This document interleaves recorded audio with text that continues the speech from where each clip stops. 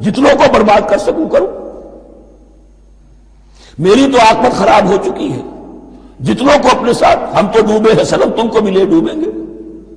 اب وہ شیطان اس معنی میں کہ انسان کی عداوت اس کی گھٹی میں پڑ گئی، اس نے اللہ سے پھر اجازت بھی لی کہ مجھے مہلت دے دے، یوم یبعثون، قیامت تک کے دن کے لیے، تو میں ثابت کر دوں گا کہ یہ آدم اس رتبے کا حقدار نہ تھا، مستحق نہ تھا جو اسے دیا گیا۔ انا خیر منہ، میں اس سے بہتر ہوں۔ خلقتنی من نار وخلقتہ من طین، تو نے مجھے آگ سے بنایا، اسے گارے سے بنایا۔ لیکن یہ تکبر ہے در حقیقت کہ جس نے اسے راندہ درگاہ حق کر دیا۔ وَإِذْ قُلْنَا لِلْمَلَائِكَةِ اسْجُدُوا لِآدَمَ فَسَجَدُوا إِلَّا إِبْلِيسَ أَبَىٰ وَاسْتَكْبَرَ، ابا، اس نے انکار کیا، واستکبر، اور تکبر کیا، استکبار کیا، وَكَانَ مِنَ الْكَافِرِينَ۔ کانا عربی زبان میں دو طرح کا ہوتا ہے، تامہ، ناقصہ۔ ایک معنی یہ ہو سکتے ہیں کہ ہو گیا، اب اپنے اس استکبار اور انکار کی وجہ سے کانا من الکافرین، وہ کافروں میں سے ہو گیا۔ ایک کانا تامہ ہوتا تھا ہی کافروں میں سے، یعنی اس کے اندر سرکشی چھپی ہوئی تھی، اب ظاہر ہو گئی۔ یہ معاملہ ہوتا ہے، کسی شخص کی بدنیت ہی اس کے اوپر پردے پڑے رہتے ہیں نیکی کے، زہد کے، کسی خاص وقت میں آ کر وہ ننگا ہو جاتا ہے، اور جو اس کے اندر تھا اصل، اس کی حقیقت، وہ سامنے آ جاتی ہے۔ اس کا امکان ہے، تو دونوں معنی اس کے ہو سکتے ہیں۔ وَقُلْنَا يَا آدَمُ اسْكُنْ أَنْتَ وَزَوْجُكَ الْجَنَّةَ، اور ہم نے کہا کہ اے آدم رہو تم اور تمہاری بیوی جنت میں۔ اب یہ جنت کون سی ہے؟ اکثر حضرات کے نام کر کے نزدیک یہ جنت کہیں آسمان ہی میں تھی، آسمان ہی میں حضرت آدم کی تخلیق ہوئی۔ البتہ یہ سب مانتے ہیں کہ ایک وہ جنت الفردوس جو ہے، جس میں جانے کے بعد پھر واپس نکلنے کا کوئی امکان نہیں، یہ وہ جنت نہیں ہے جس میں کہ آخرت میں لوگوں کو جا کر داخل ہونا ہے، اس میں داخل ہونے والے کے نکلنے کا کوئی امکان نہیں۔ ایک رائے یہ بھی ہے، میرا رجحان اس رائے کی طرف ہے، تخلیق آدم اسی زمین پر ہوئی ہے۔ وہ جن مراحل سے گزری ہے تخلیق، وہ ایک علیحدہ مسئلہ ہے۔ بایولوجی اور وحی دونوں اس پر متفق ہیں کہ مٹی سے، کرسٹ آف دی ارتھ سے انسان بنا ہے، اس پر اتفاق ہے، قرآن کا بھی اور بایولوجی کا بھی، جدید علم الحیوانات کا بھی، علم الحیات کا۔ سٹیجز کیا ہیں اس میں اختلاف ہو سکتا ہے، اس کو چھوڑ دیجئے، وہ اس وقت کا بحث نہیں۔ یہی کسی اونچے مقام پر کوئی سرسبز و شاداب علاقہ تھا جہاں حضرت آدم کو رکھا گیا، جہاں ہر طرح کے میوے تھے، ہر شے، لا تظمأ فیہا ولا تضحیٰ، نہ اس میں بھوک لگے گی، نہ دھوپ تمہیں ستائے گی، ہر طرح کی چیز تمہیں فراہم ہے۔ وہاں رکھے گئے ہیں صرف ایک ڈیمانسٹریشن کے لیے کہ انہیں نظر آ جائے کہ شیطان میرا دشمن ہے، وہ مجھے ورغلائے گا، طرح طرح سے میرے اندر وسوسہ اندازی کرے گا، میرے اور میری اولاد کے، صرف ایک ڈیمانسٹریشن۔ اس کی مثال یوں سمجھیے کہ سلیکشن تو ہو گیا، سی ایس پی گریڈ میں کوئی شخص آ گیا ہے، لیکن اب وہ سول سروس اکیڈمی میں رکھا جا رہا ہے۔ تو یہ کوئی اکیڈمی ہو سکتا ہے اسی زمین پر ہو، صرف بتانا یہ تھا کہ تمہیں معلوم ہو جائے کہ یہ شیطان تمہارا دشمن ہے۔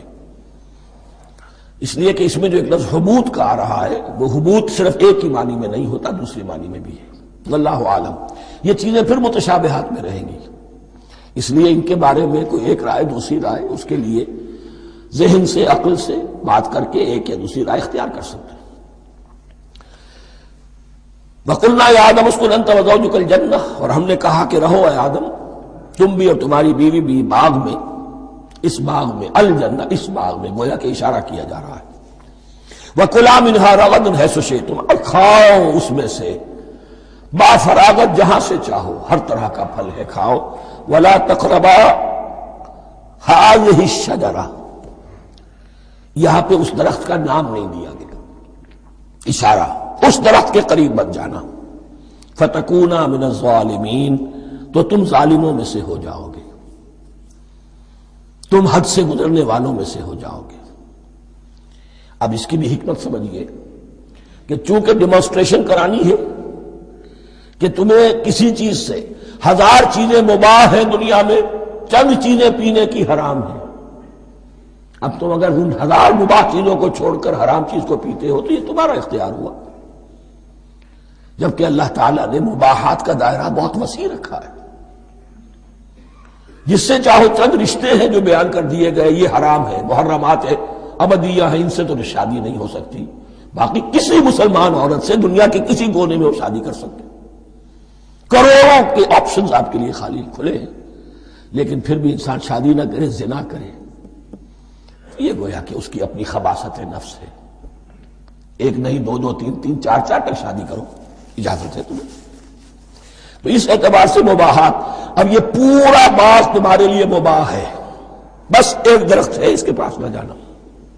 اور درخت کا نام لینے کی کوئی ضرورت نہیں، تو آزمائش تھی نا، صرف ایک آزمائش اور اس کی ڈیمانسٹریشن. فَأَزَلَّهُمَا الشَّيْطَانُ عَنْهَا، تو پھسلا دیا ان دونوں کو شیطان نے اس درخت کے بارے میں. اب وہ کس کس طریقے سے پھسلایا، یہ بھی جیسا کہ میں نے عرض کیا 6 مرتبہ چونکہ یہ قصہ آ چکا ہے، اس کی آپ کو سورہ طٰہٰ میں تفصیل ملے گی، کس کس طریقے سے پھسلایا اور اس بات کے لیے تیار کیا.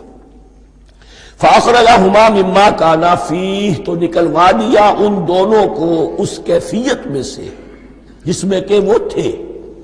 وہ کیفیت کہ نہ کوئی مشقت ہے، نہ کوئی محنت ہے، اور انسان کو ہر طرح کا اچھے سے اچھا پھل مل رہا ہے، تمام ضروریات فراہم ہیں، اور خاص کوئی حلہ جنت ہے جس کا کہ لباس بھی عطا کیا گیا ہے. لیکن ان کیفیات سے اب نکال کر، اب جسے آپ کہیں گے bitter facts of life، اچھا اب جاؤ، یہ ڈیمانسٹریشن کرنی تھی، ہو گئی. شیطان تمہارا دشمن ہے، تمہارا اور تمہاری نسل کا، شیطان لعین، اور وہ تمہیں پھسلائے گا جیسے آج پھسلایا ہے. تم آگاہ رہنا اس کی شرارتوں سے.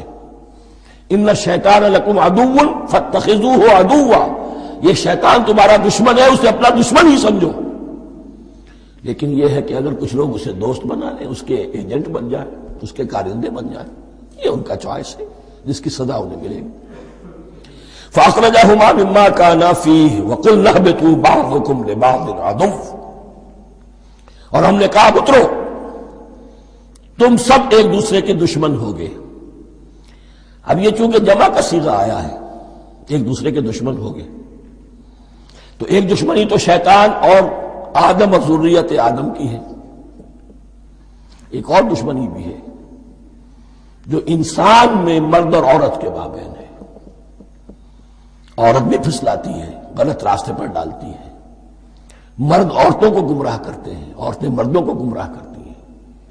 قرآن مجید میں کہا گیا یا ایھا الذین آمنوا ان من ازواجکم واولادکم عدوا لکم فاحذروہم، اہل ایمان چوکنے رہو، چوکس رہو، تمہاری بیویوں اور اولاد میں سے تمہارے دشمن ہیں، بچ کر رہو، کیپ الرٹ، کہیں ان کی محبت تمہیں راہ حق سے منحرف نہ کر دے. تم ایک اچھا کام کرنا چاہتے ہو، بیوی رکاوٹ بن گئی، بیوی کو اچھا کام کرنا چاہتی، شوہر رکاوٹ بن گیا، تو یہ محبت نہیں ہے، یہ عداوت ہے. اس حوالے سے بعضکم لبعض عدو ولکم فی الارض مستقر ومتاع الی حین، اور تمہارے لیے اب زمین میں مستقر ہے، جائے قیام ہے، اور متاع ہے، ضرورت کی چیزیں ہیں ہم نے فراہم کر دی ہیں، الی حین، لیکن ایک وقت معین تک کے لیے. یہ ابدی نہیں ہے، ایک وقت آئے گا یہ بساط ہم لپیٹ دیں گے. یوم نطوی السماء کطی السجل للکتب، جس دن کہ ہم تمام فضاؤں کو اور تمام خلاؤں کو، تمام آسمانوں کو اس طرح لپیٹ لیں گے جیسے کتابوں کا طوبار لپیٹ لیا جاتا ہے. ایک وقت آئے گا. یہ تخلیق الی اجل مسمى ہے، الی حین ہے. فتلقى آدم من ربہ کلمات فتاب علیہ، تو سیکھ لیے، حاصل کر لیے آدم نے اپنے رب سے کچھ کلمات، تو اللہ نے ان کی توبہ قبول کر لی. اب اس کی وضاحت سورہ اعراف میں ہے. یہ تو چونکہ پس منظر میں وہ 2/3 قرآن موجود ہے، اس کی وضاحت کیا ہے کہ حضرت آدم میں سخت پشیمانی پیدا ہوئی ہے، میں نے کیا کیا.